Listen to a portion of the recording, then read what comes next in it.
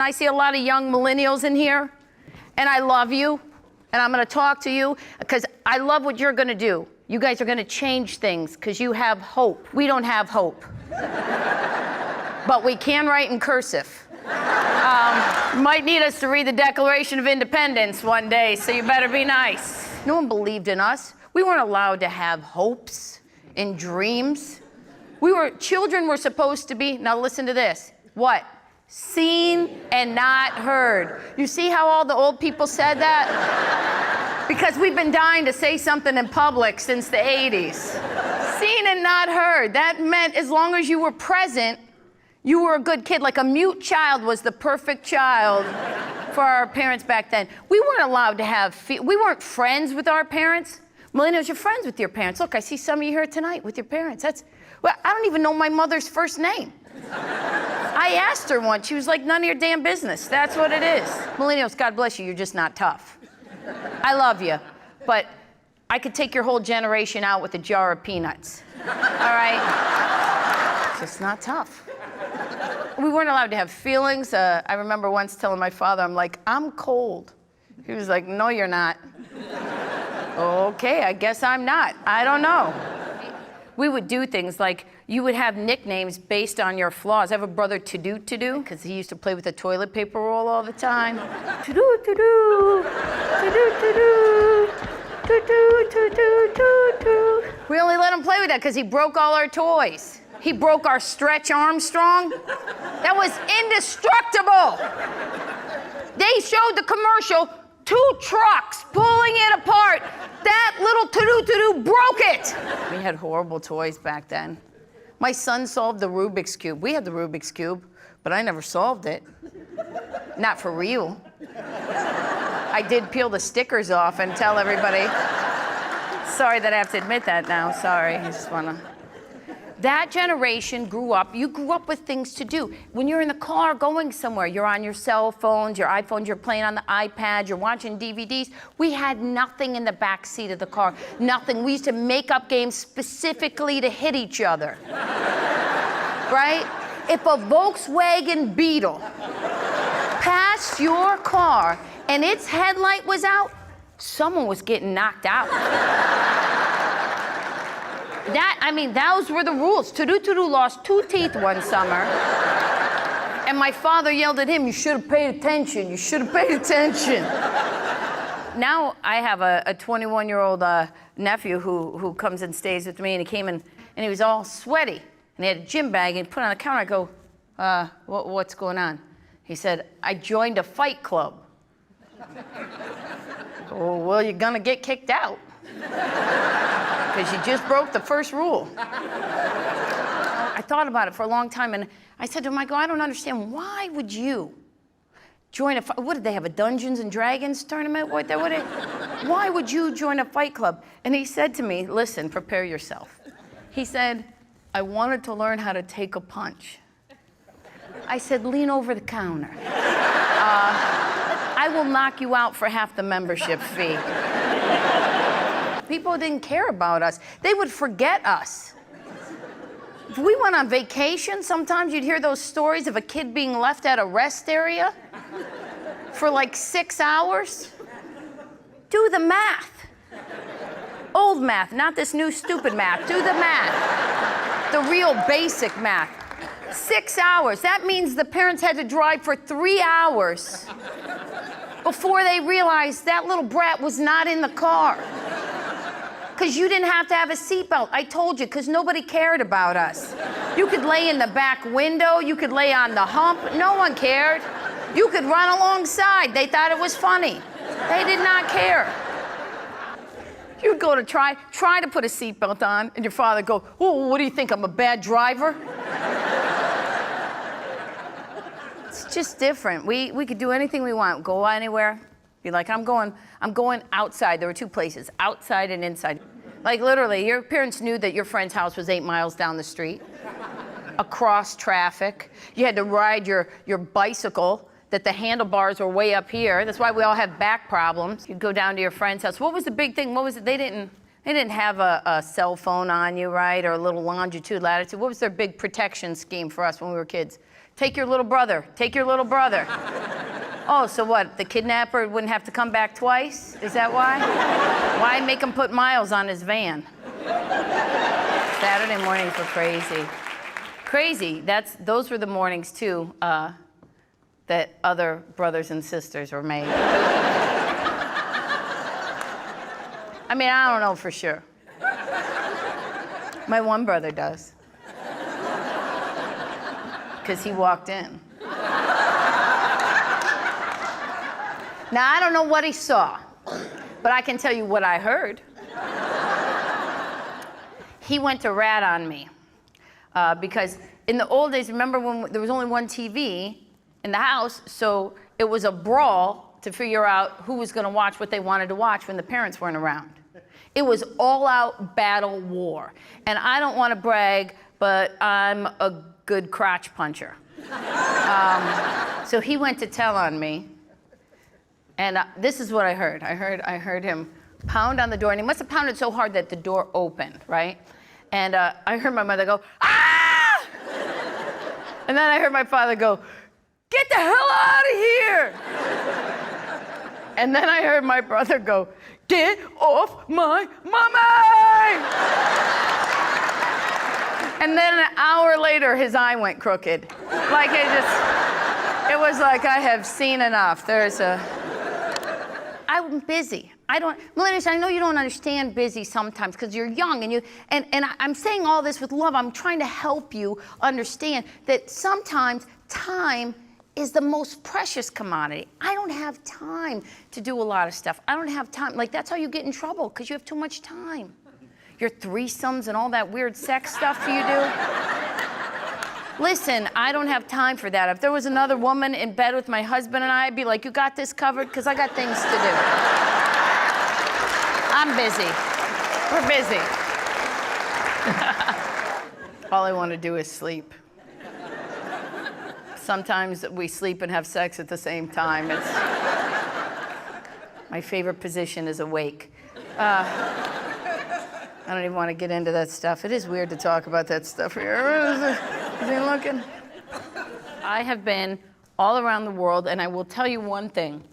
If you can save yourself some time, because remember, time is precious, don't engage the crazy. Don't ask people their thought process. Don't ever ask why, because you'll never understand how crazy people think, because you're not crazy. Like, if you walk into someone's house and they have more than 2 chia pets, turn around and walk right back out. You're never gonna understand that. If you have those little stickers of your whole entire family on your back window, punch yourself repeatedly in the head. Okay? It's unnecessary. Stop. All you're doing is showing the weirdos, "Follow me home, I got kids there." Come on, get your camera, bring your ice cream. Think about things. Why do you make it hard on yourself? Don't do, listen, I get it. I do stupid stuff. I was on the plane the other day. I was getting on a plane and I engaged crazy. I didn't mean to. I just wasn't thinking. I saw a lady. She was by herself and she was in front of me. She was running down the jetway, okay? And I did not see her face, but she had a double stroller. And I thought, I'm gonna help her because not only is she by herself with 2 kids, but I don't know if you folded a stroller in the past decade, but you need an engineering degree, okay? It's like origami or something. So I ran up and I'm like, "Hey, ma'am, can I?" And just as I said that, I looked down, 2 dogs.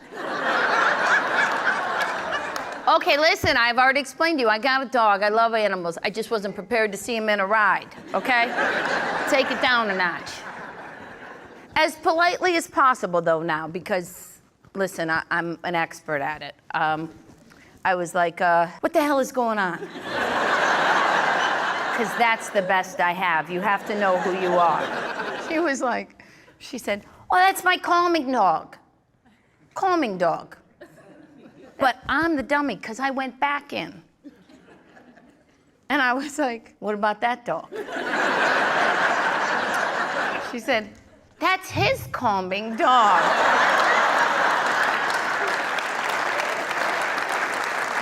Do you know how crazy you have to be? That your calming dog needs a calming dog? That the dog whose sole purpose in life it is to take you down a notch goes, this broad is crazy, I need backup. I don't come from a lot of laughter in my family. Like my grandparents, they didn't laugh a lot. They were immigrant people. They were married, gosh, I think like 54 years, and they hated each other. It was a little game called whoever dies first, the other one wins all the good stuff. You think I'm kidding, but I didn't realize how much they hated each other till the day before I got married. My grandfather picked me up, and we were gonna go to breakfast, and he goes, hey, Tam, today is the best day of your life. I said, but Papa, I get married tomorrow. He goes, I know, today. It's the best day. My grandmother, some of you saw my grandmother when I was younger. My grandmother looked just like an Italian movie star. Just like Danny DeVito, but shorter and hairier, if that's possible. She was mean. If you showed up like you were the stranger coming down, the moment you walked through the door, she'd be like, "You hungry? I'm making you something." With her apron just sitting on like she's been wearing an apron her whole life, right? You say, "No, I'm good, thank you." And she, "Come on, I'm making you something." I said, "No, I'm good, thank you." And then her eye would twitch just a little bit. She'd be, "I'm making you something." And somewhere in the back of your mind, you remember like the troll and the billy goat story somewhere. So you'd find yourself sitting at the kitchen table. And within like 4 minutes, a 7-course Italian meal would show up in front of you that someone on the Food Network would knock somebody out over, right? And you'd leave my house and you go, "Oh my God, your grandmother's so nice." I'd shut the door, and then her head would spin around like the Exorcist. She'd go, "That son of a bitch, every time he come here, he hungry." I love my mother-in-law, and I'm brave enough to talk about her now because she's not here. Listen, you make your judgments. So the first Mother's Day, when I had my son, my 2 sister-in-laws on my husband's side, they had 2 babies as well. We all had babies within a month apart. 3 babies, 3 months, first grandchildren. So excited for first Mother's Day. And there's a message on my phone from her. And I thought, wow, this is, finally we're bonding because we're both mothers and and it said, and she's right from Italy too, she goes, "Hello? This is your mother-in-law. You don't know because you never call me. I just don't want to say, I don't give a shit who making the baby. I'm the one, the maker, the man, the maker, the baby. Mother's Day is about my house. I don't give a shit. God bless you."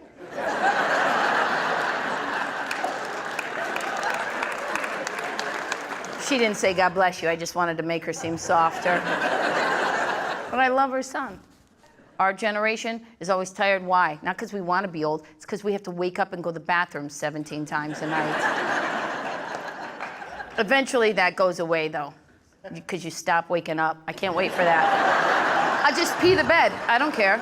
Think I'm above it? Some people, you travel through life and water runs parallel and you find your mate. And then some of you, like me, you marry the hot kid from the slow class. It doesn't matter. Doesn't matter. We don't have to be on the same reading comprehension level. What does he have to do? Just guard the perimeter. That's all I'm looking for at this point. Walk the wall every once in a while. I love my husband. I think one of the reasons I kind of got a little bit grumpier in my old age is because what they don't tell you about marriage, when one person snores, the other person loses all credibility because they no longer believe you. When you say, "You snore," their response is, "No, I don't." "Oh, now I'm a liar? I have to prove it to you? I have to film you like I'm looking for a Yeti in the Andes?" Ridiculous. Why would I make up that he snored? I'm in the business of words. I'd make up something way more fantastical. You know what I wish he'd do in his sleep? Mow the lawn. That's what I wish. Oh my God. We just went through something and we stuck through it. He got really sick and we had to have a conversation I wasn't prepared to have. He said to me, "If something happens to me, I want you to know it's okay with me if you get married again. And I was like, I didn't even want to get married this time.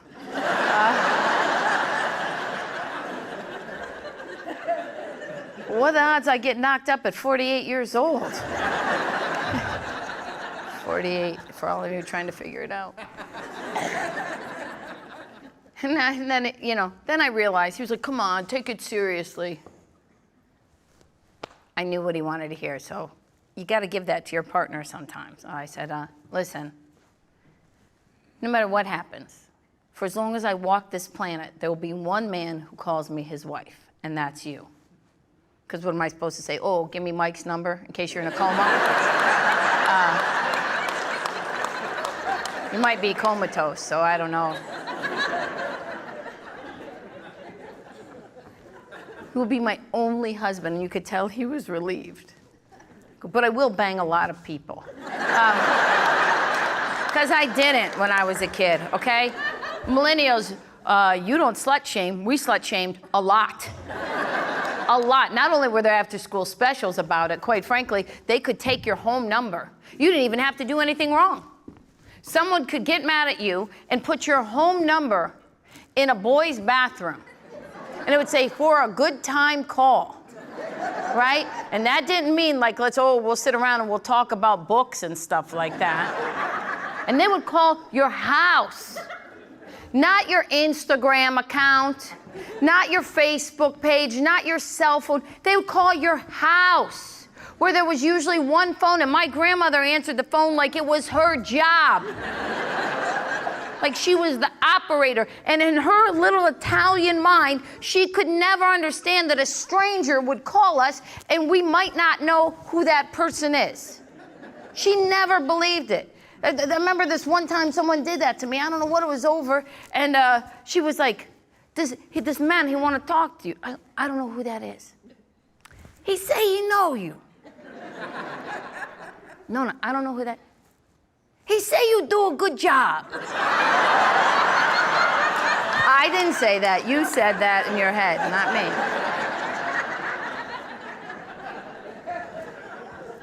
Don't you think everything has become sexualized? I think everything, that's the other thing. Like, I think we did it to ourselves. You want to have equality, and I know you do, right? But you got to stop sexualizing everything. You can't ask for equal pay for equal work and then read 50 Shades of Grey. Come on, you know that. You can't do that kind of stuff. That's the difference, because you want to know why? Then you got to have a safe word. What is that? I don't know. Want to know what my safe word is? Get the hell off of me. How about that? You can't do that to yourself. But I think that's a different story now, too, because safe word is now from those books. They are part of the vernacular now because we have now adopted a sexualized culture. That's we're a safe word, because people are apparently getting their head banged against the headboard so hard that their skull splits and their brains come flying out. I said to my husband, if you could do that, why would I stop you? We're all gonna die. What happened to Tammy? Well, she came and she went.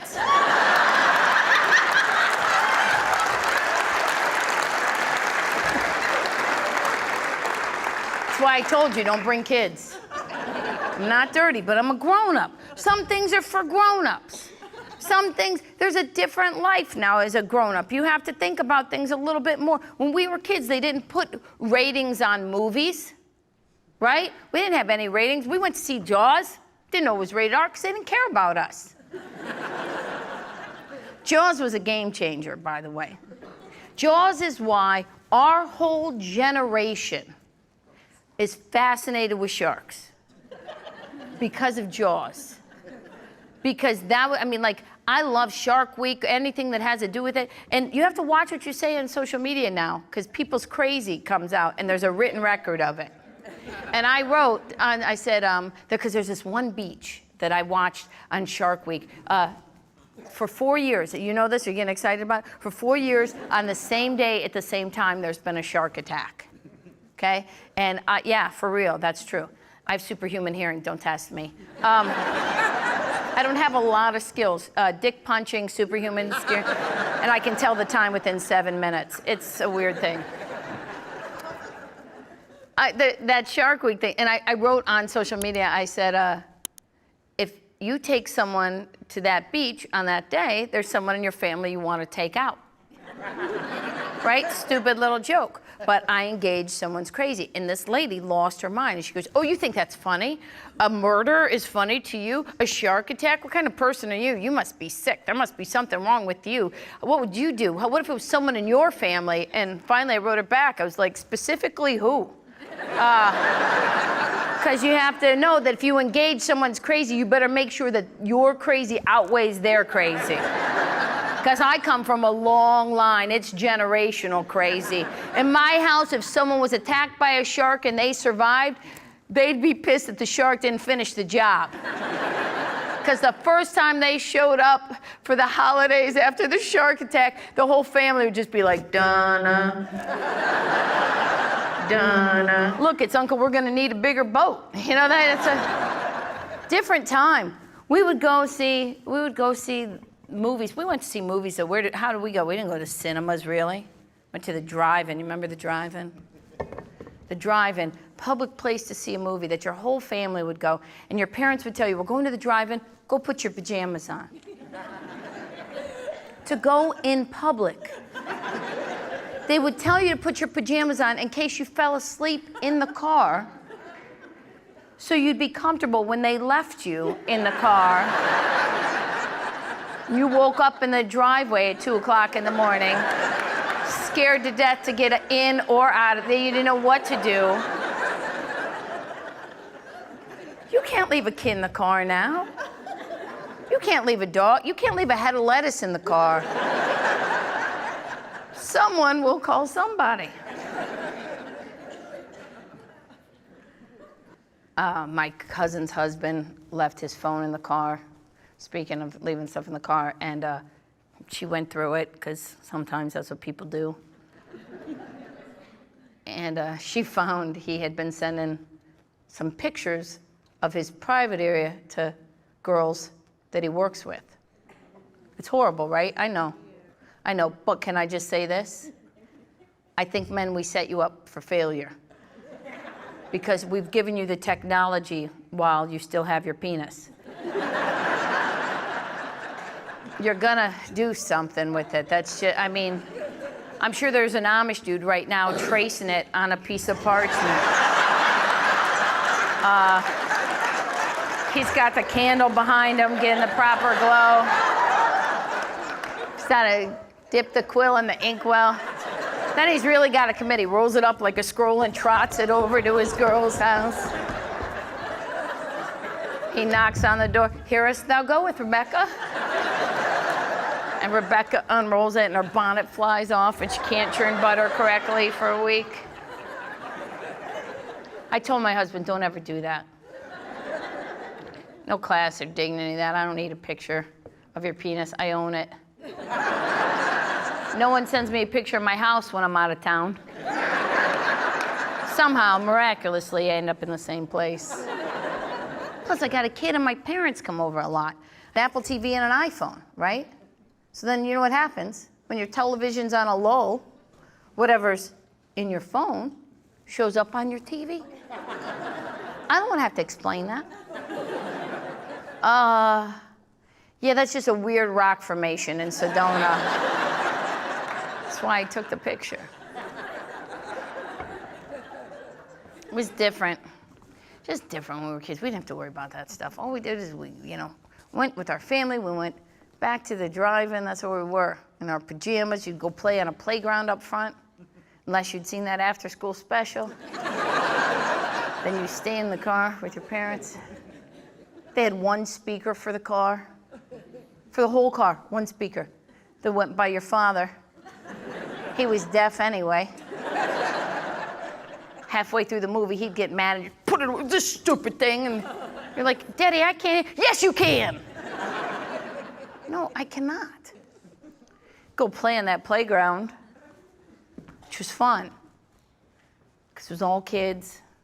Then the movie would start. How would it start? How would you know? It got dark, right? You'd have to try to find your car. but it's dark. Even if the lights were on, you're only 3 foot high. The headlights burned your retinas out. That's why no one of my generation can see anything anymore. You'd be one, Mommy! Mom! And 100 women would lean out the window. Over here! You couldn't differentiate your mother's voice. And they didn't get out of the car because they didn't care. You were wandering around like little mini Moseses the whole movie. Jaws made me, here's what I want you to know. Take this. If you have learned anything from me, then you're beyond a genius. But, because I wasn't really teaching you anything. But here's what I would say. This is one thing. I know who I am. I know who I am. Like, that's why nothing can shake me. You can call me anything in the world. I have to believe you. Okay? That's why bullying doesn't work on people who are strong in who they are. Know who you are. Figure it out. Like, I want you to laugh. I want you to enjoy it, but you don't have to. You only need a certain number of friends. You need like, you need a 3 a.m. friend, someone who you can call at 3 o'clock in the morning and they will show up with a shovel and bail money, no questions asked. And you need yourself. You need to like yourself enough. And I learned everything I needed to know when I was 4 years old and we went to see Jaws. Jaws is what made me tough, because I'll never forget. What happens that first scene? What happens? Scene, she gets eaten, then there's the hand. Remember that? The severed hand on the beach. You know that's the most powerful scene in the history of film right there? Do you know that? They voted on it with the crab crawling up it and seaweed wrapped around the red fingernail. You remember that? Makes you feel some kind of way right now. I was 4. My brain couldn't comprehend that and breathe at the same time. I was like, I was in feet pajamas, for God's sake, people, okay? And that's when I became who you see, because my mother reached into that fear and she said the words that would change my life. She held me and she said, that's what happens when you swim naked with boys. Women are tired. Don't act like you're not. You know you are. Even when you try to pretend you're only. That's why 50 Shades of Grey was popular. Because women are tired. Because I didn't even read that book, but I know this. I know that the main character ties the woman up. And while you're tied up, you don't have to do the laundry, the dishes, you don't have to go anywhere. You're like, it's behind the milk. Move the milk. I just fucking bought it on Tuesday. That's beautiful acting, isn't it? Why doesn't anybody ever cast me in shit, motherfuckers? Every day, I'm tired. I don't need ecstasy. I need a drug called complacency. Just, I don't know. It's crazy. And I know crazy, okay? Because crazy's easy to tell. Especially on women. You could tell. I'm an observationist. That's what I do. I watch people. And then I talk about them at night. That's what I do. 20 years all around the world. And women are the same everywhere. I grew up with all boys. I'm in a male-dominated industry. And you could tell if a woman is crazy in direct proportion to her eyebrows. The thinner the eyebrow, the crazier the broad. My mother-in-law shaves them off and draws them back in, and she's Planet Bananas, okay? Some of you are sitting there trying to figure out how thick or thin your eyebrows are. And your men are giving me hostage signals. They're afraid of you. They're afraid. That's why we have to have safe words. My husband said to me, you know, I think we should get a safe word.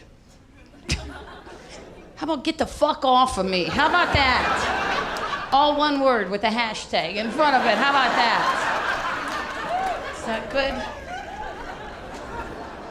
I married the hot kid from the slow class. I didn't know. You don't know that shit till you go to a class reunion, then you're like, you were potting plants the whole motherfucking time you were in school, weren't you? No, that's not to say that he's stupid. He's not. He has a lot of useless information, which is what marriage is. That's what it is. Look at you punching him, because you know. You want to know how I knew that you guys were together before I knew that that was your man? Because you dress him stupid. Yep, I'm telling you how I knew. When you were single, you didn't have ugly Hawaiian shirts like that, did you? We dress you up stupid so no other woman will look at you and be like, he's cute, but I can't fix all of this shit. What is this? Yeah, you couldn't have marked your territory better if you peed on him, okay? Now, I'm telling you, I have a lot of respect for my husband. I made him respect me. That's the truth. I did. I taught him you have to carry yourself with class and dignity, and you will be treated with class and dignity. I taught him how to respect me. We were dating for about 6 weeks. He was...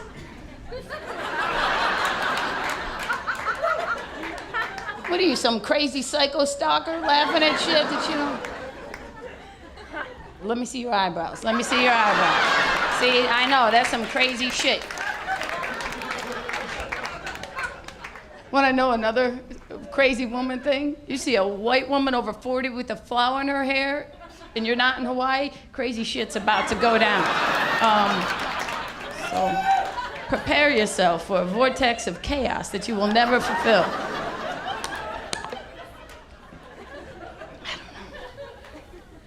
6 weeks we were dating. He was an hour and a half late.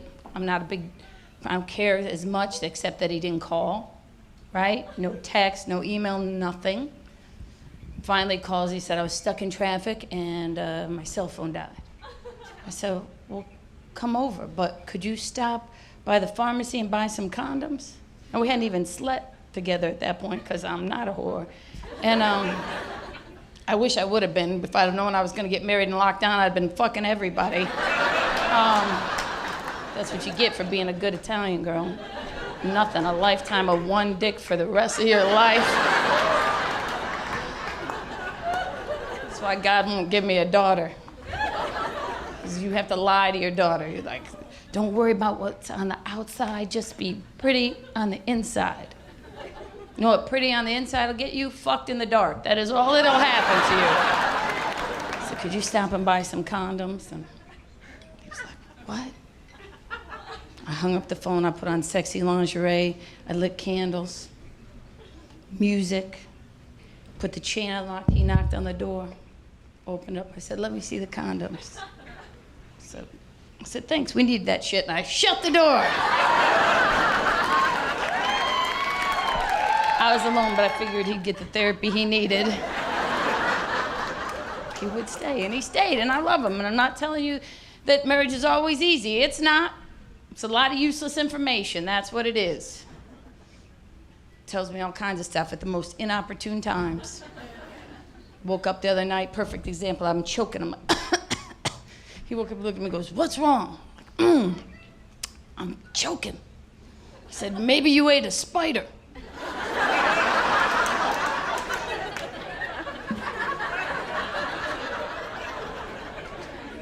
What the hell is wrong with you? Said I was watching the Discovery Channel, and the average person eats about 8 spiders a year in their sleep. You're an asshole, all right? Really? Because now I can't sleep, because I don't know if I'm on spider 1 or spider 8. I gotta sleep with a nicotine patch over my mouth. I'm punching him in the dick, because if I gotta be awake, he's gotta be awake. And I'm happy. Because goals change. All I ever wanted to be was happy. Now I just want to die before my tits hit the floor. Now I got my cousin, I got to carry her because she's getting a divorce and she's running around. For Halloween, she was Miley Cyrus, 40 years old. She dressed up as Miley, not cute, sweet Hannah Montana, you know, VMA in the teddy bear. God bless that girl, she's so talented, but she's really just a dumb, ill-advised hillbilly. That's really all it is. So no one explained shit to her because I'm quite sure her stylist said to her, you need to do something really shocking. You should come out in a teddy. And then that bitch came out in a stuffed animal. She's just stupid. And I say hillbilly in the most respectful way because I'm afraid of hillbillies. I'm not afraid to die. A gang member will kill you, but a hillbilly will keep you.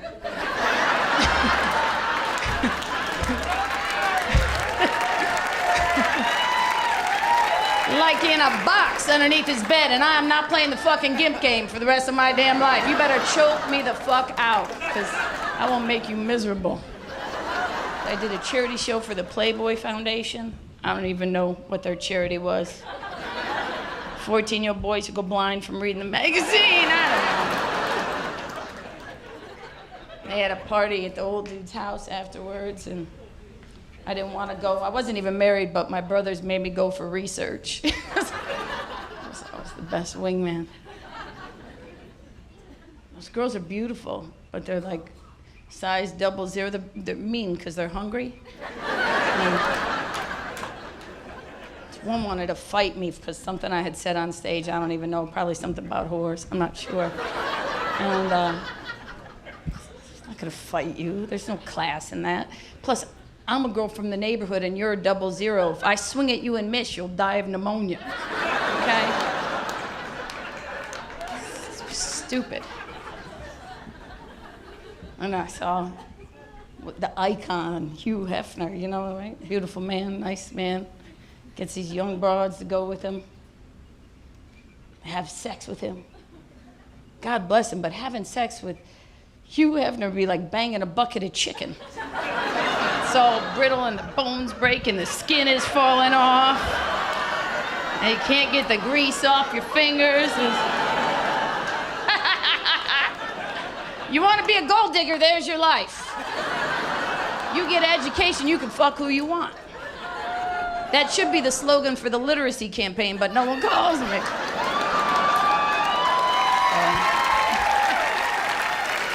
I was there at that party at the Playboy Mansion. I'm drunk. They had a trampoline contest, and the story doesn't end well. These girls drop-kicked me off the trampoline, and I went flying on my butt down a hill into a pond. A peacock went to attack me, and I thought I was paralyzed, but really I was just drunk, stuck in the mud. And you can talk about class and self-respect and dignity all you want, but I couldn't walk for 3 days after going to that party. And when you can't walk for 3 days after going to a party at the Playboy Mansion, nobody believes it has anything to do with an unfortunate trampoline accident. Thank you so much. People say to me, where do you get your material? I'm like, I wake up. That's it. Look around, you'll see crazy stuff. I just was in Vegas. You ever been to Vegas? Yeah, not that Vegas. I'm talking the perimeter of Vegas. Have you ever seen that? I saw a pimp on a bicycle. Puffy on a Huffy, okay? Like, he didn't even have bling bling. He just had ching ching, ching ching. I heard him go, get in the basket, ho. Come on. One in the basket, one on the nanner seat. Let's roll. I was fascinated by this guy. I was actually fascinated by the prostitute he was with. Did you ever see something? Really, I would. Like, did you ever see something that you can't get your eyes off of? I could not stop thinking about this prostitute because she didn't have any teeth. And not for any sick sexual reason. I'm not that kind of comic. That's you and your disgusting heads. That's you. You need therapy. I was fascinated because as a woman, if you are truly honest with yourself, there are times in your life when you don't like what you look like, right? You don't want to leave the house because maybe your hair came out wrong, your makeup's bad, you feel chubby. I said, wish I had the confidence of a no-tooth hooker.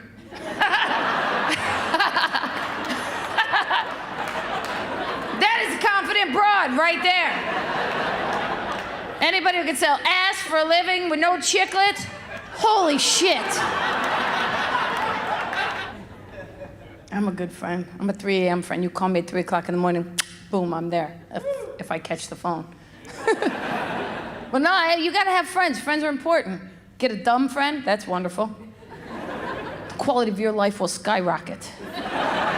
Because no matter how bad your day is, you call up that idiot, you feel so much better by yourself. I got a cousin, she's not just dumb, she's damn dumb.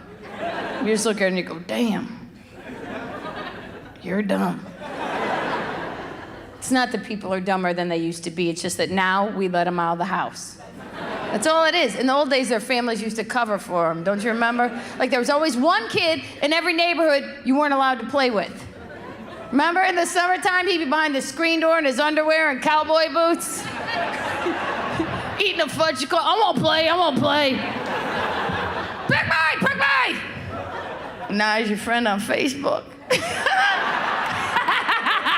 You know you don't even like those people. You just want to be popular. I don't even like half the people I know, and Facebook's just a place for desperate women to find the hot kid from the slow class. Like, at least somebody remembers me when I was pure. The internet used to be the information superhighway. Now it's just one more place where you gotta duck a friend, right? Because we all have that one friend that will forward you every email they have ever received. Thought you would like this. You open up, it's like an Amish guy taking a dump in the woods. What the hell is wrong with you? You think I would like that? Now I gotta forward it to 11 other people for good luck. Because you know you try to delete it, right? Like you do and you go, wait a minute, what if the dancing troll really does grant my fondest wish at 11:11? Then you gotta find 10 other douches to send it to. It's a whole procedure. We're so sensitive. Bullying, bullying, bullying. Come on, everybody's been bullied. You know that. You know that. If I asked each and every one of you tonight as you left here, have you ever had a day that you felt picked on or bullied? Do you know what each and every one of you would tell me? A story. And you know what I would say is your new best 3 a.m. friend? Get the hell over it. That's what I would tell you. Happiness is a choice because we have all had those days. I'm 100% Sicilian. You don't even know bullying until you grow up in an ethnic family. Okay? Whatever was your flaw in our house was your nickname. I got a brother, he's got a crooked eye, he's Uncle Cockeye to my son to this day. You understand? It made us tough. That way when you went to school and someone tried to pick on you, you'd be like, that's nothing. You should come home and see what Nona said to me at dinner last night. I remember people go, when did you become a comic? I'll tell you, 7th grade. That was the first day I knew it. Came home, there was a note on my pillow that said, you're a big-nosed freak. Love, Dad. That's why when I get upset with my cousin, I tell you, she's not dumb. She just doesn't pay attention to things. She's oblivious. I'm not oblivious. I watch everything. I should have been a detective. I watch everybody's behavior because as an observationist, you can tell when people are crazy. It's easier. That crazy just doesn't fucking sneak right up on you. Especially women. You can tell if a woman is crazy. Easy. Watch it. Men, you should never, ever say, oh, my ex went crazy. Nope, she was crazy when you met her. You just wanted to sleep her. That's it. That's it. She didn't go crazy. She lives in crazy. You could tell if a woman's crazy. Want some hints? I'll tell you. You see a white woman over 40 with a flower in her hair, and you're not in Hawaii, crazy shit's about to go down. You should duck and cover, because that vagina is a black hole of neediness right there. You will never fulfill that woman, ever. Not enough attention in the world. Women are easy to tell if they're crazy. You can tell if a woman's crazy in direct proportion to her eyebrows. Yep, the thinner the eyebrow, the crazier the broad. My mother-in-law shaves hers off and draws them back on, and she's Planet Bananas, okay? That joke deserves a way better response.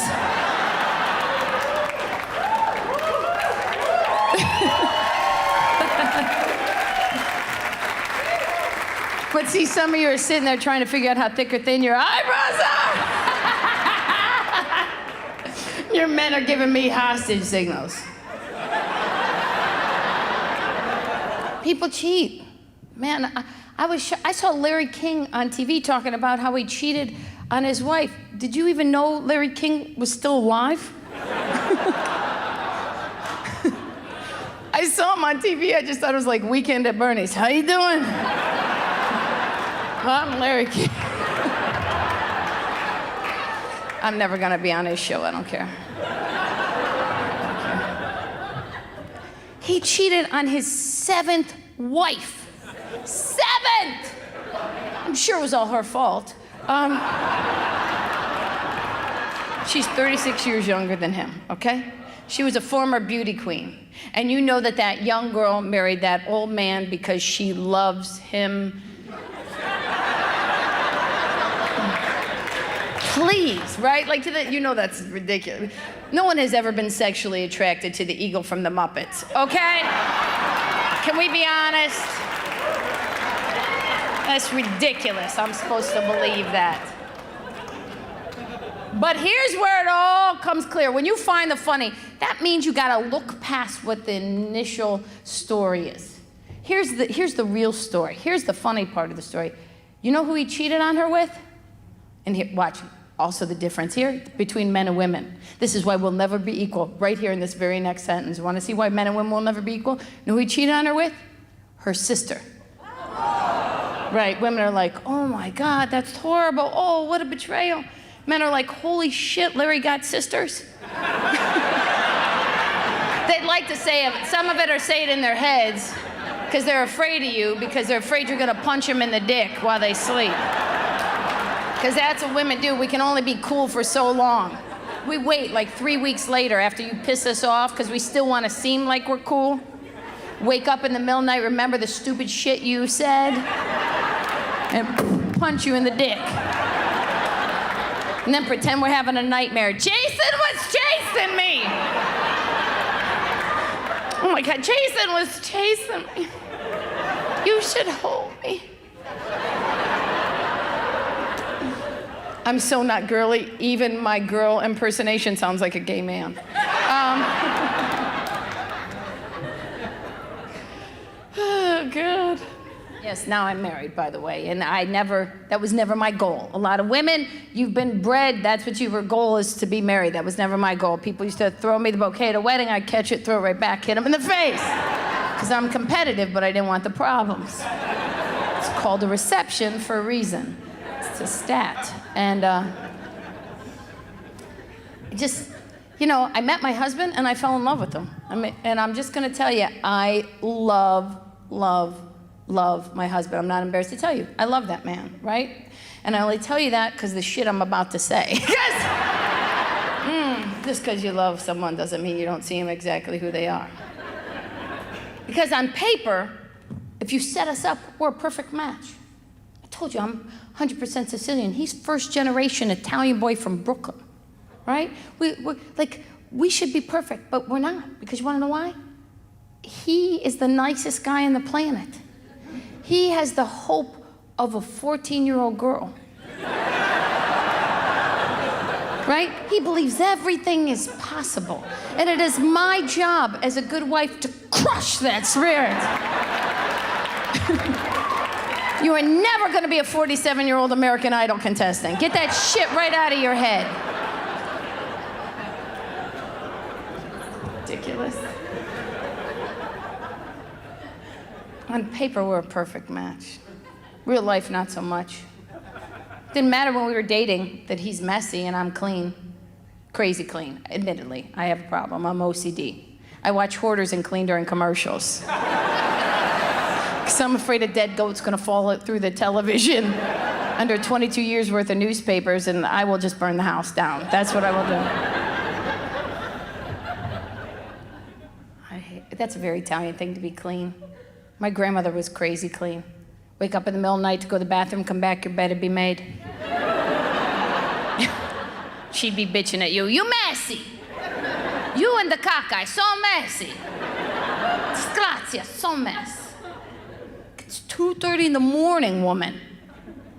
I know, you hungry? Yeah, I could eat, whatever. We're just different in real life. It didn't matter when we were dating. It didn't matter that I have a master's degree and he has a GED. Not just a GED, he's got 2 because he sent away for an extra copy. Because it's a double major. It only matters now because we have our kid. Our son is 4 years old, right? I want to send him to preschool. My husband goes, what do you want to do that for? For that, right there. How about that?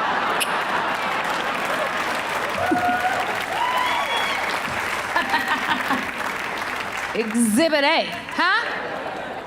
I gotta put a little purple beret up here? What do you want? How am I gonna stake my case? It's insane. If you find the funny, trust me and believe me that it will find you. Because when I go to sign my 4-year-old, for preschool, I happened to find the one preschool in our area that not only do you have to fill out an application, you have to write an essay. To get a child into preschool, an essay. And I'm gonna tell you something. If my essay can't get my son into that preschool, I will get an essay. I will get a Mexican gang member to terrorize that school board. This 4-year-old is getting into that school. I took it way too seriously. I was a student for too long. I wanted to write this beautiful essay. I got so nervous the deadline was coming up. My husband goes, I'll write it. Yeah, no. Not only will he not get in, we'll lose custody. It's not happening. Now, that doesn't mean he's stupid, okay? Can I tell you that? He's not stupid. He has a lot of useless information, which is what we've now become this culture of useless information. He watches all those shows, like on TLC and Discovery, and he watches like Amish Mafia. Have you ever seen this show? That's a crock of shit show, you should know. As an Italian American, I'm gonna tell you, they do not have a mafia. We don't have a mafia. They for shit sure do not have a mafia, okay? Listen to me. The Amish people could not even be effective as a mob. They couldn't. How could they send a warning to you? If you go against the mob and they need to send you a warning, they can't cut off a horse's head and leave it in your bed. Then they'd have no ride home. It's stupid. Take your bonnet and shove it up your ass. Really, that's when you wish you could say that to your boss. There's never an occasion to say take your bonnet and shove it up your ass. And I just made one, so there you go. I don't know. He has a lot of useless. That's really what marriage is. Marriage is where one person's useless information seeps into your head and makes you dumber than you've ever been.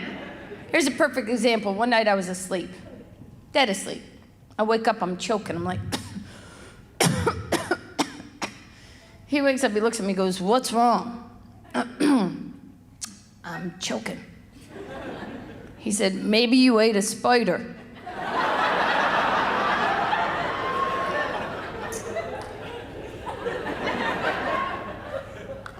What the hell is wrong with you? He said, I was watching the Discovery Channel.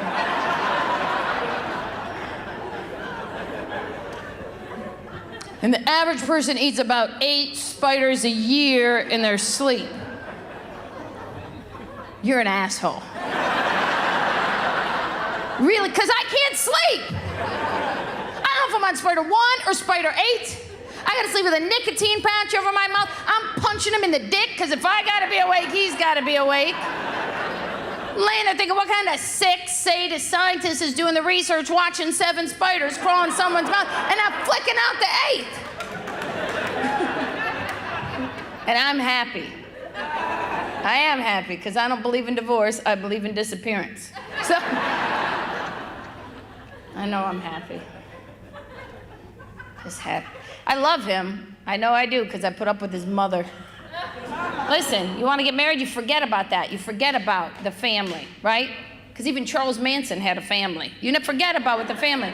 I'm not telling you that my mother-in-law is difficult, but the Pope would stab her with his hat, okay? It's not a coincidence that she and her card club went to the Vatican 2 weeks prior to the other one quitting. He probably went, this shit is too much for eternal salvation.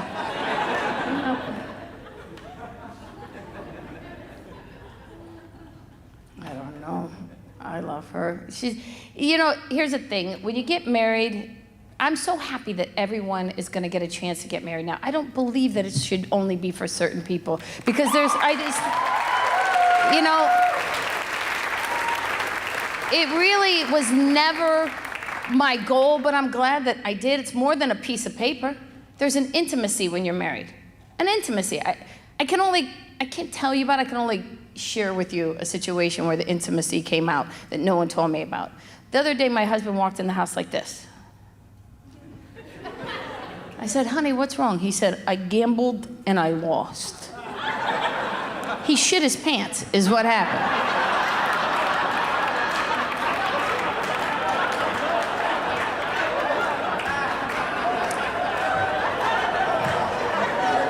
You see, that's an intimacy I would not be privy to if we just lived together. Because when you live with someone and you shit yourself, it's better you come home with no pants at all. You're like, I don't know what the hell happened. I thought I had them on. Because that then puts the onus on the other person. They then have to ask themselves, if I ask the question, will I be happy with the answer I receive? What am I supposed to do now that we're married? What am I going to do, get a divorce?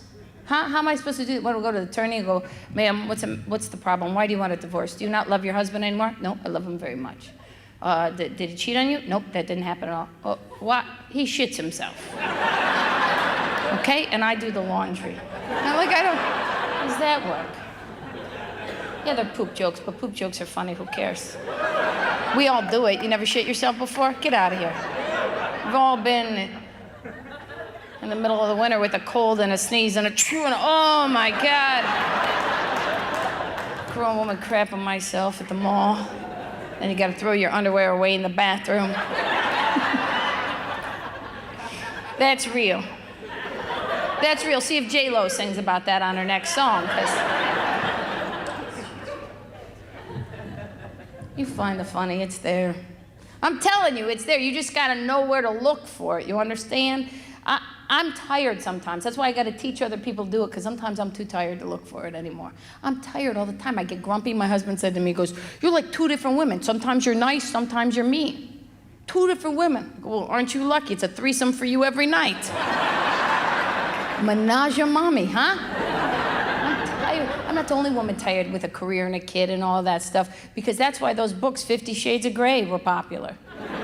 Because the main character ties the woman up. And while you're tied up, you don't have to do the laundry, the dishes, you don't have to drive anyone anywhere.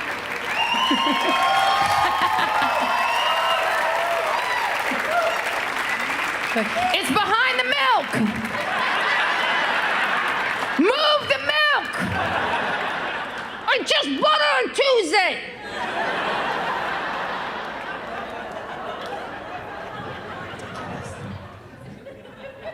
So much fun. I'm tired. I know I'm tired because I used to watch all those polygamous documentaries. Right? I used to watch them and like with just with so much energy and verve and get mad because I get, you know, I think you understand, like I'm a strong woman. Like I would get mad at those women. How come you don't respect yourself? What is wrong with you? You don't respect yourself. You're going to take an eighth of a man. That's what you will settle for out of your life. Now I watch those shows. I'm like, holy shit, I need a wife. What? You mean one broad cooks while the other one cleans? Someone watches the kids. I get sex every third night. The rest of the time I sleep in the bed in the shape of an X. Sign me the fuck up. Jeez. That is a healthcare plan. Yet again, no one ever calls me. I couldn't take the other wives. That's the only problem. I couldn't take my husband cheat on me. Like, I told him, like, listen, I don't have time to be jealous. You understand that jealousy is a commitment in time? You have to have time to be jealous. You have to have time to figure out somebody's password, right? What their high school mascot was, the street they grew up on. That's research and development. I don't have a team, you know? You have to have time to be jealous. You have to have time to figure out, like, what kind of wig you're gonna buy when you switch cars with your cousin to drive past the guy's house. All women do that. Don't act like you're above it.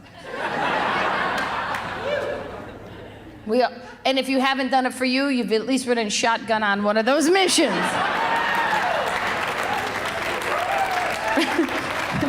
Because we all have that one friend that goes a little bit too cuckoo crazy. Starts stalking her ex and shaving her eyebrows. You're like, hey, you need to take it down a notch. It's not working. You're not respecting you. You're not respecting him. Just leave it alone. If it works, it'll work. But I'm going to come with you. Because I have to see how this plays out. I just don't have time anymore. I'm not saying I'm above it. I'm just saying I don't have time. I used to be stealth. Now I told my husband, look, you want to cheat on me? Go ahead. I'll just stab your mother in the eye with a fork. For every action, there's an equal and opposite reaction. That's why they call it the theory of relativity. One of your relatives is gonna get hurt.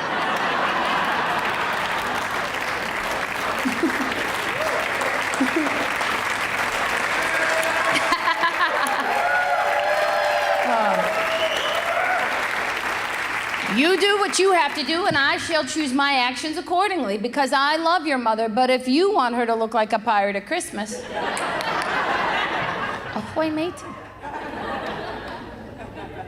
It's really the third law of motion, but he has no clue. But you know why we work? Because not only do we love each other, we respect each other. It's more than love. Just because you love someone doesn't mean it works. You have to respect each other. I taught him how to respect me. I did. Well, listen, I'll be honest with you. I was not a good dater. I was a ball buster as a dater. I don't know if you can imagine that. Picture, if you will.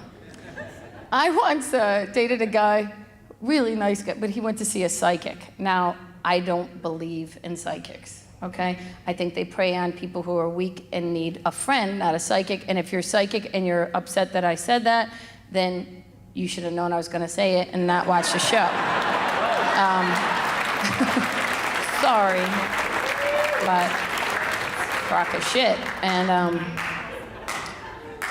he went to see a psychic and then got so excited he came home and told me, goes, psychic told me you and I were married in another life.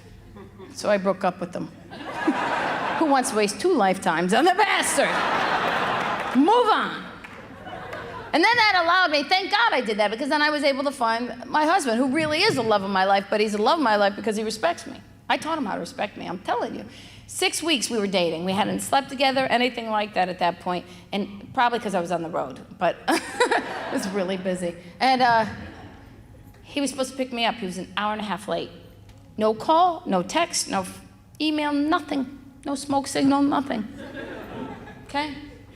Finally he calls, he goes, my phone died and I was stuck in traffic, I'll be right over. I said, can you buy me some condoms? He said, what? I said, could you buy some condoms? I said, okay. And I hung up the phone, and I put on sexy lingerie, and I lit candles and music, and I put the chain on the lock. And he knocked on the door, and I opened it up, and I said, let me see the condoms. And he reached through the chain. I said, thanks, we need that shit. And I shut the door.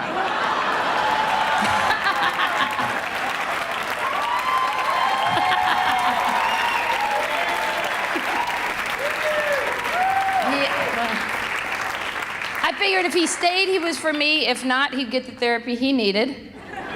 And I would pay it forward for the next woman. That's it. You have to learn. That's all I want my son to do, is respect women when he gets older. I'm going to tell you the truth. He's 4 years old. It's all I wanted was a little boy. People are like, don't you want a girl? No, I don't. I don't. Women are a lot of work. It takes a woman till her late 20s to become friends with her mother.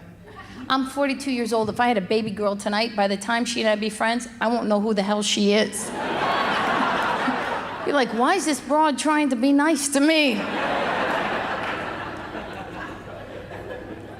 Plus, I don't like the princess mentality. You cannot teach these little girls to be princesses. That will not help them in life. You can teach them to respect themselves, but a princess is not what you want them to be. A princess has, right? Okay? It's ridiculous. A princess has the connotation that they're better than the average person, the upper echelon. So then when princess gets asked out to dinner by Georgie the garbage man, she's not gonna wanna go, because Georgie's just a garbage man, when really he has a government job with holidays and benefits. Right? She'll be living at home with you asking for hair extension money. That's what's gonna happen. That's how it's gonna work. Plus, we're not raising little boys to be princes. Parents of boys are they're not princes. That's a whole different connotation too. That's assless chaps and a lot of purple. That's not really. I don't like the princess thing. There's only so many princes in the world for a princess to marry. And they make a big deal every time one gets married. They made a big deal when the one in England got married, and they said, isn't it wonderful that Prince William married a commoner? That woman is not a commoner. Did you see the wedding? They sat there, her family sat there stoically, they didn't cry. I'm a commoner. If I'd have married the future King of England, shit would have went down a little bit differently.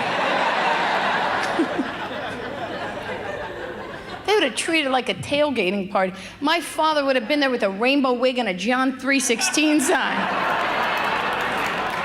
My mother would have started the wave and made out with the priest. My brothers would have had those big foam, we're number one. My uncles, who I wouldn't have been able to invite into the wedding, like the Duchess of York, like they'd had to stay out in the parking lot, they'd have been frying up dogs and bootlegging t-shirts. If you want to be queen, you got to kneel before the king. Oh, ask the no-tooth hooker about that. I don't know.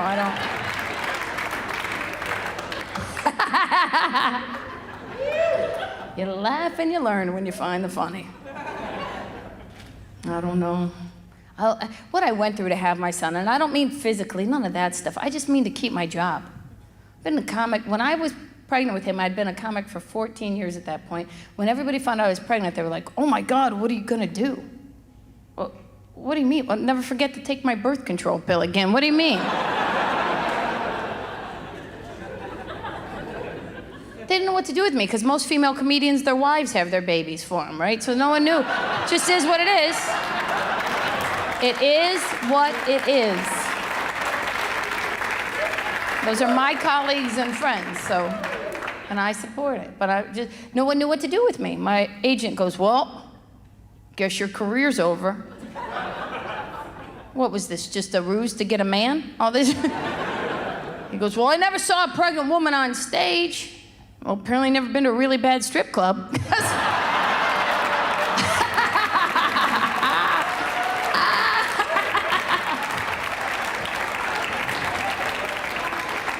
It's just a 2-for-1 dance is all that is. That's all that is.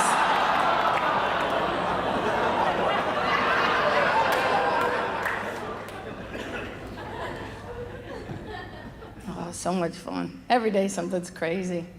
Every day, you find the funny. I'm telling you, you just got to pay attention. The problem is we don't pay attention. We're so self-absorbed, we don't listen to other people even, right?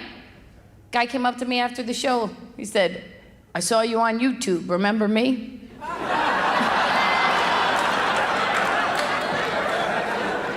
I got his number in case my cousin's line is busy, because you just never... It's always good to have a dummy on backup. You find the funny. And I can only tell you how to help you do, I can only help you to find the funny, because it's happened to me. It's happened to me. I was publicly humiliated once that I didn't know how I was gonna get out of bed. I was supposed to be on the 2nd season of Dancing with the Stars. At least that's what I thought. No one was watching that show. It was not popular then. 2 days before I was supposed to start rehearsal, I got a phone call. They said, Tammy, we're sorry, but we're going in a different direction. So I got GPS, where are you going? I will follow you. I will stalk you like Sacagawea with MapQuest. Where are you going? Started shaving my eyebrows and getting a wig.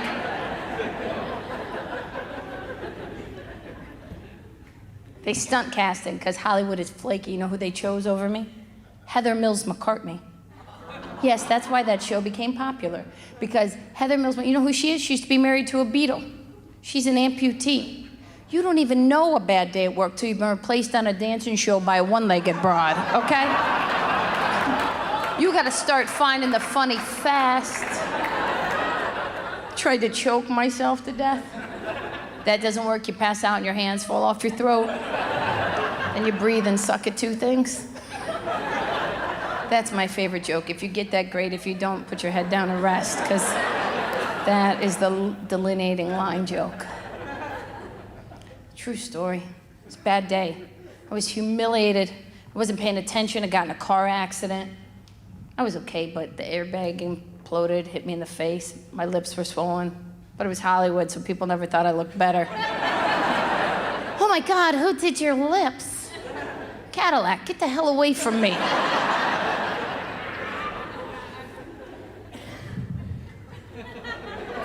Tried to call my cousin.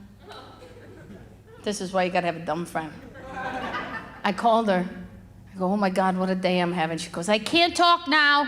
My toe is stuck in the dishwasher. I immediately felt better about myself. Because I can get a new car and a new job, but I'll never be that damn stupid. You find it. The funny's there. Someone keeps breaking into our car.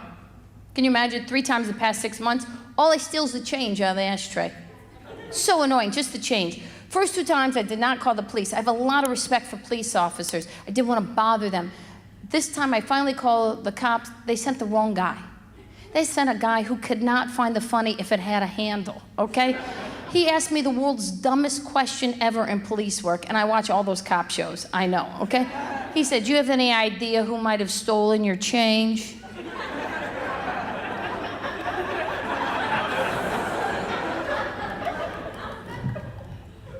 The president?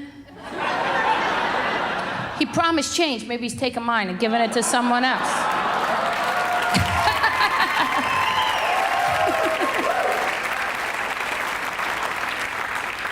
No, I don't mean that in a political way at all. I could care less what your politics are. But a lot of people who don't have a sense of humor take that in a political way. You know who you are because your ass is tight right now. I would just say what I meant. He took it in a political way, right? The cop did. He had no sense of humor. He goes, "You know what, for a comment like that, we could put you on the watch list." I said, "Good, well, you're watching me. Can you watch my car? Make sure no one breaks in, steals my change." So I'm gonna kill someone over $3.47, okay? I'm in the garage sleeping on a lawn chair with a slingshot. Because that's some little bastard whose family doesn't know how to control him. You understand? Because you can't hit your kids anymore, but you can trip them. They're clumsy and fall into furniture. They will listen, all right? Since when did society get to tell you what to do with a kid? I didn't know that. I had my kid. I had never told anybody what to do with their kid. Within an hour of coming home from the hospital, I received 4 phone calls from a Nazi breastfeeding organization that found out I was going to give my son a bottle. I said, "What do you people want?" The lady goes, "We'd like to come over and nurse your baby." I said, "My baby's fine, but my husband could use some attention. I'm tired and I see how this works out. And he doesn't want to let any of them go to waste." It was a long time ago, it's all right. People tell you what to do with, that's to do with your kids. I don't know why people tell you what to do with the kid. We're ruining kids. I signed my son up for T-ball. All I ever wanted was a little boy to play sports. They don't even keep score at T-ball anymore. Because everybody's a winner. Not really. Look around. Some people are losers. Innately. And if you don't teach your kid how to lose and figure out a way to come back and win, then he's going to live with you in his underwear and cowboy boots behind the screen door for the rest of his goddamn life. Crazy. There's no incentive for success anymore. Sports is over. I told you, I'm a daughter of a former pro football player. I am so sad for sports. You can thank Southern California. It's over. 10 years, no more sports. Because they just passed a law, every kid who tries out for a sports team in Southern California automatically makes the team. Really? Then who the hell is in the band? That's how you get the band. That is how you get the band. No one wants to play the tuba. There's no Justin Bieber tuba player to inspire kids. Just a big slow choo-choo can't get off the line fast enough. They're like, "Hey, you want to be on the field? Put these white boots on and carry this horn. Let's go, march. Tusk, tusk." What's the matter, hitting a little too close to home for some of you? Suck it up. Crazy. You find the funny, it's there. Every day. Every day something. I was in Florida, a woman got eaten by an alligator. Nothing funny about that.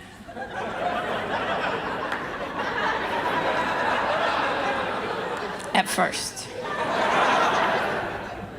This woman was a jogger, and they believed that she was jogging this canal where this gator lived. Well, duh. I'm not even from Florida. I know if it rains and there's a puddle, probably a gator, right? I get off the plane and start running in a zigzag formation at the airport. Some more useless information from the Discovery Channel. She was a jogger. They believed 2 weeks prior to eating her, this gator actually jumped up out of the canal and nipped her on the ankle. nipped her on the ankle, yet she continued to jog the canal. What the hell is wrong with you? What more would a gator need to do to keep you out of his yard? And he had to eat her because he was getting shit from his gator boys. Every day she showed up post-nip, they're like, what are you gonna do, gum her like the no-tooth hooker?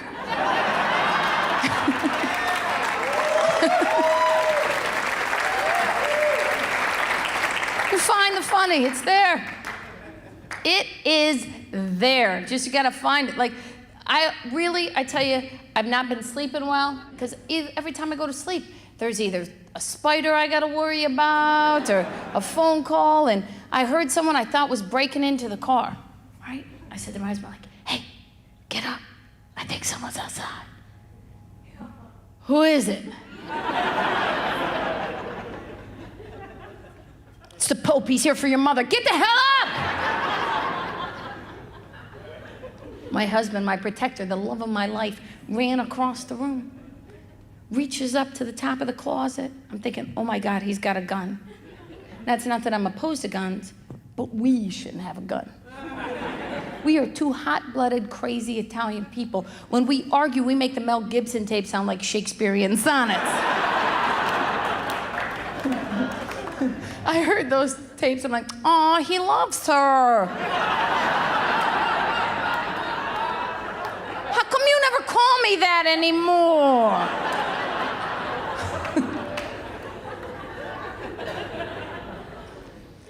He's standing there in the middle of the night in his underwear. He pulls down a samurai sword.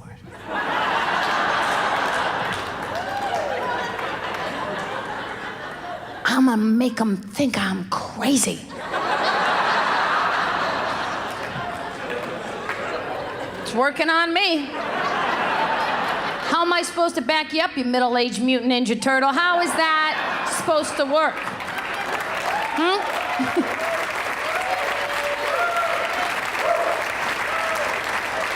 What is my role in this mission? Chinese stars and nunchucks? How is this supposed to go down? We were arguing so much, whoever's outside went, these people are crazy. And has never been back since.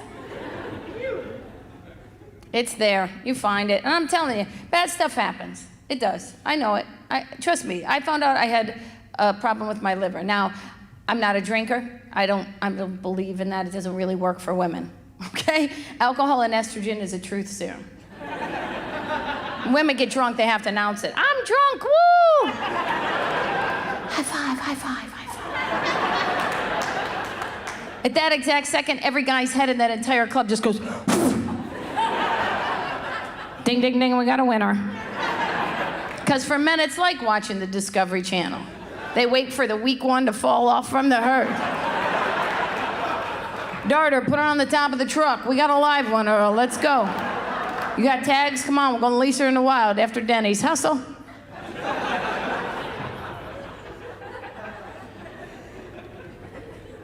We drink differently. Men, what happens when a guy gets drunk? If his friends remember to bring him home. That's a big if. They don't walk him in the house. A woman will walk her drunk friend into the house, right? Put her in her bed, push back her hair, cover with a blanket, put a bottle of water, a towel, a bucket, and a spider trap down.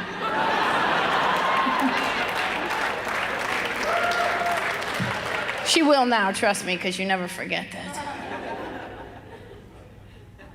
If a man remembers to bring his friend home, first of all, on the way home, they play that little game called bang your head against the window. You don't look so good, just lean your head. We're almost so... It was a deer, it was a deer. Poor drunk dude wakes up with a hangover and a knot on his head. What the hell happened? You fell, you fell. You don't remember falling, you fell. Man won't walk his drunk friend into the house. Wanna know why? He's afraid of drunky's woman. Whatever woman is in the house, whether it's his mother, his wife, whatever, they are afraid of that woman because we don't always use our powers for good. A man will prop his drunk friend in between the door and the screen door and then drive off as fast as possible. Nah, that's how NASCAR really started. They were drunk and couldn't get out of the cul-de-sac. They just kept lapping and lapping laughing.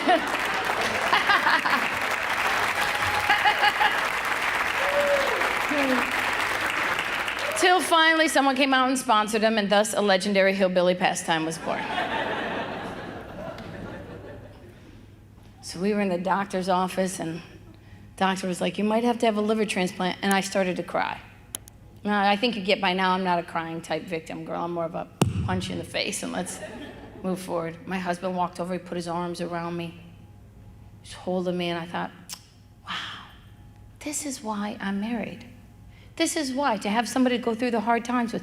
This is what, because I often say to myself, why am I married? And my husband said, we'll get through it. I said, but what if I have to have a transplant? He goes, I'll give you one of my livers.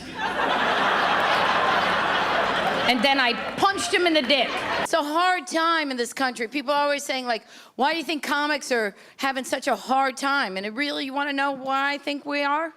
Too many generations are alive at the same time. That's why. I'm not supposed to have to entertain all of you. Right? I'm supposed to pick a demographic and stay in my lane. But you guys want to come. There's so many. You got the greatest generations alive, baby boomer generations alive, Gen X, that's me, Gen Y, millennials, zennial. Get the hell out of here. It's ridiculous. I'm not supposed to go do a show and you show up with your kids. Look around. Some of you are here with your children. I don't even know my mother's first name. It's not fair. And listen, my sweet young millennials, I know you're a little sensitive and I don't want to pick on you. I'm not picking on you. You have something that our generation will never have again, hope. They told you could be anything you wanted. That was completely different than our house. My brother told my father, I want to be an astronaut. He goes, you're too friggin' stupid. That's not mean, that's career advice, okay? And now stupid is a bad word. That's what my son's 11, he came home and he said, Mommy, the teacher told me stupid is a bad word. I said, tell your teacher Mommy's got to leave a lot of other words out. Stupid is staying in. Okay? Besides, I'd have nothing to call his father. That's my husband. I love him. You would love him too. I'll talk about him a little bit later. I married the hot kid from the slow class. All right, so, hey. I know who I am. I take care of me. I don't need him to do anything for me. Have sex with me and guard the perimeter. Know your role, all right? That's it. What do I need him for? Yeah, you want to talk about equal opportunity, that's when we talk about it. Now, I love the young generations. You do your marches, you do everything. You know, you go, oh, women, we support women. Of course I support women. How do you think that all these new young comics got here? All these broads that you've seen march out on stage, okay? That's how they got here. Just because I don't know how to knit a vagina hat doesn't mean I wasn't supporting women. Okay? Some of you say you support women and you're lying. You're lying. And you go, how do you know? Tammy, I'll tell you how, because I'm not just a comic, I'm a behavioral scientist. I watch people and then I talk about them at night. You lie and pretend you're supporting women, and I know you're lying, because you'll take a little picture, even tonight, with your friends. Little selfies of yourselves, post it up on social media. And you only fix you. You leave your friend hanging. Oh my God, you look great. Did Shrek enjoy the comedy show? People can't handle it when you tell them the truth. I feel like Jack Nicholson half the time. You can't handle the truth. That's a problem. The problem nowadays is that life is tough. Stuff happens. My generation is getting old. I now go to the bathroom at the time I used to go out to nightclubs. Okay? I can't find the piece of paper I wrote all my passwords down. But I did write them in cursive, so there's that. There's that. Might want to be nice to an old person if you want to read the Declaration of Independence. Figure out what you're outraged about. You think I care? I know who I am. That's it. You have to know who you are. You understand? I know because in my house, I grew up, I'm 100% Sicilian. They didn't let you pretend. Thank you, the 4 of you that I'm probably related to. And I love my people, but Italian people are the worst because there's always one old Italian lady who is miserable. You could tell her, I solved cancer, I cured cancer. Meh.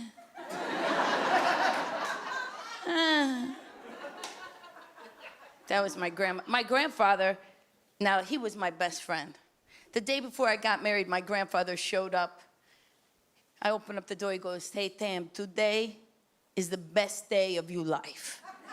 I said, but Pop, I get married tomorrow. He goes, I know, today is the best day.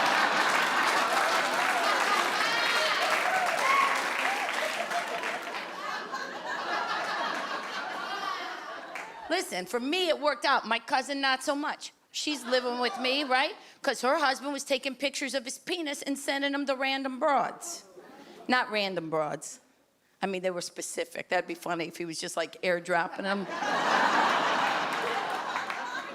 See, there's the difference in generations.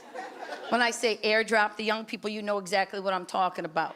The old people are picturing 8x10 glossies of a penis with a little parachute tied on it, being tossed out of a World War II bomber. Like sexual propaganda or something. That's everybody sexualized now. Don't worry about those penis pictures. I'm sure there's an Amish dude right now tracing it on a piece of parchment somewhere. He's got the candle behind him to get the proper glow. He's got his quill dipping it in the inkwell. Then he's got to roll it up like a scroll and trot it to his girl's house. He knocks on the door. Hearest thou? Go with Rebecca. Rebecca unrolls it, and she can't churn butter correctly for a week. Don't worry, they're not here, and they're not going to be watching either, so get over it. Get over it. I'm tired. Just tired all the time. That's what the one thing, the youth, you have energy to have sex and all your fun little things you do, like your threesomes, whatever. I'm not judging you. I'm just telling you, if there was another woman in bed with my husband and I'd be like, you got this covered? Because I got stuff to do. All right? I'm busy.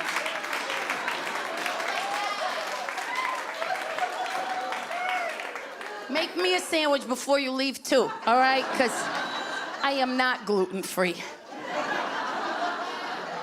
I don't know when all that stuff happened. Gluten, peanut allergies. And stop yourself. I know peanut allergies are real. I know it's a real thing. My brother had a peanut allergy in the 80s, okay? Back in the 80s, you know what my parents did? Nothing. Not a damn thing. They're like, you want that Snickers or not? So what if you swell? You don't go to school till Monday. You think they would have spent $800 on an EpiPen when it only cost $400 to have a new baby at the hospital? Do the math. The old math, not this new stupid math that they try to tell you.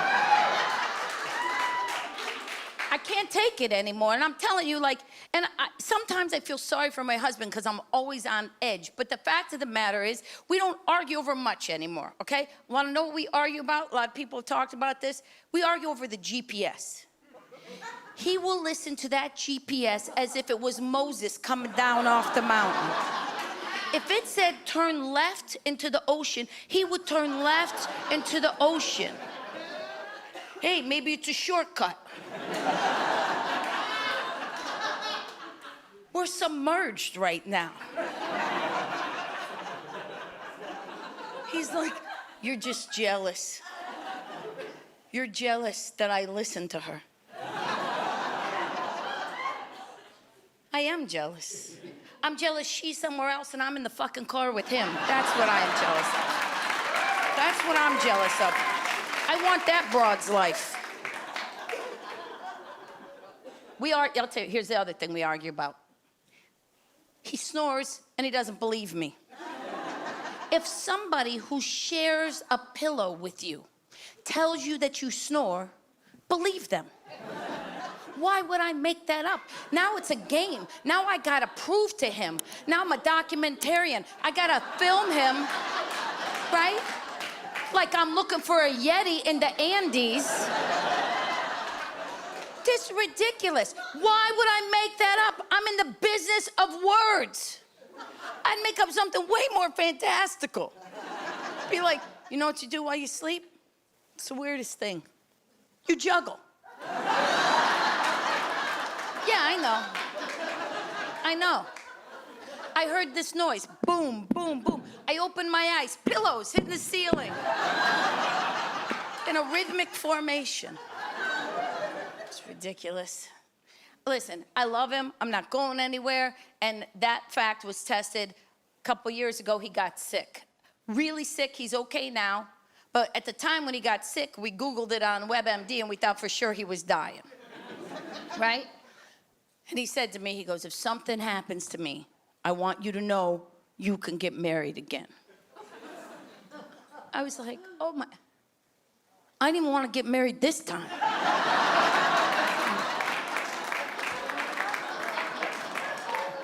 What are the odds I get knocked up at this age? So I said, what do you mean? Like, he's testing me. You realize that, right? When he tells me I can get married again, he's testing me to see if I'm loyal. Of course I'm loyal. I'm a 3 a.m. friend. I will show up at 3 o'clock in the morning with a shovel and bail money, no questions asked, okay? That's who I am. But he's testing, well, I get so mad he's testing me, because what am I supposed to say to you can get married again? Huh? Oh, can I have Frank's number in case you're in a coma?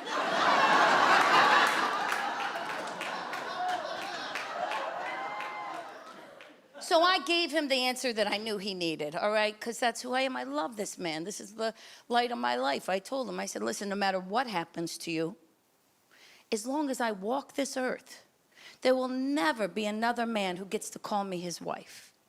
And you could tell he was relieved. I said, but I will bang a lot of people.